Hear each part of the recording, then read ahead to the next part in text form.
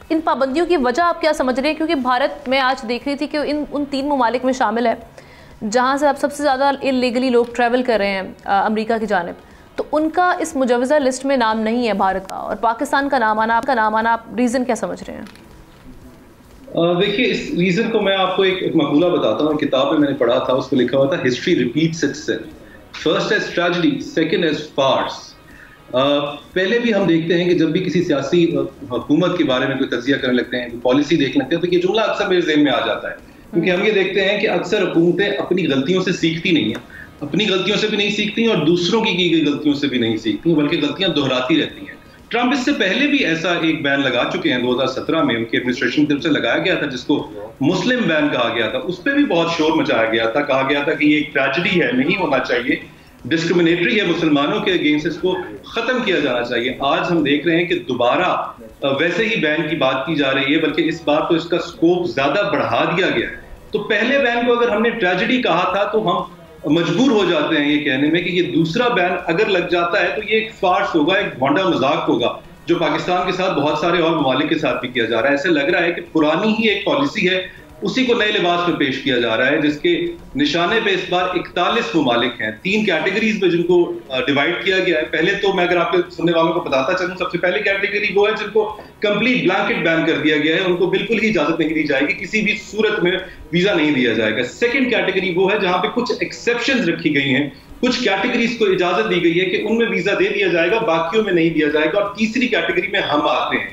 जिनको 60 दिन दिए गए हैं कि अपने इंटरनल प्रोटोकॉल्स को बेहतर कर लें, वरना आपको भी बैन की तरफ लेकर जाया जाएगा। अब क्या ये बैन लगाया जा सकता है? कानूनी जवाब इसका क्या है? क्या सदर साहब के पास इतने इख्तियार हैं या नहीं? इसको सामने रखने के लिए, अब समझाने के लिए आप लोगों को मैं 3 चीजें बताऊंगा। सबसे पहले तो कानूनी असूल के होना क्या चाहिए, और दूसरी बातें ये बताऊंगा कि हो क्या रहा है। सबसे पहला कानूनी असूल, कानून की रूह हमें ये बताती रही है, हम स्टूडेंट के पढ़ते रहे हैं कि justice should not only be done, it should be seen to be done. यानी कि कोई भी हुकूमती फैसला, चाहे उसको कानूनी कवर हासिल ही क्यों ना हो, अगर आम आदमी की नजर में वो डिस्क्रिमिनेटरी है तो वो काबिल कबूल नहीं है, उसको बेहतर होना चाहिए। ये तो आइडियल बात हो गई। अब करंट सिचुएशन के लिए मैं आपको यूएसए का कॉन्स्टिट्यूशन बता देता हूं, जिसके बारे में बात की जाती है। 14th अमेंडमेंट में कहा जाता है कि हर किसी को इक्वल प्रोटेक्शन ऑफ लॉ हासिल होगी। लेकिन यहां यह समझने की जरूरत है कि इक्वल प्रोटेक्शन लेने के लिए आपको यूएसए की सरजमीन पर मौजूद होना चाहिए। अगर आप यूएसए की सरजमीन पे मौजूद नहीं है और किसी और मुल्क के शहरी हैं, तो ये 14th अमेंडमेंट आपको प्रोटेक्ट नहीं करती, क्योंकि आपके ऊपर वहां का आइन ही लागू नहीं होता। आपके ऊपर वहां का आइन लागू हो या ना हो, उस हुकूमत के ऊपर तो है। उस हुकूमत के हर फैसले को देखा जाएगा कि क्या वो प्रॉपर तरीके से किया गया है या नहीं किया गया। इस सिलसिले में 5th अमेंडमेंट उनकी बहुत इंपॉर्टेंट है, जिसके अंदर ड्यू प्रोसेस की क्लॉज रखी गई है। जो बिल्कुल मैं कोई चीज बता रहा हूं, इसमें ड्यू प्रोसेस की क्लॉज रखी गई है। कहा गया है कि जो मुख्तस तरीका कानून में किया गया है, उसी तरीके से फैसला किया जाना चाहिए। लेकिन जब इमिग्रेशन के मामला आते हैं, नेशनल सिक्योरिटी के मामला आते हैं, तो हम प्रैक्टिकली ये देखते हैं कि अदालतें आंखें बंद कर लेती हैं और हुकूमत के फैसलों को तरजीह देती हैं।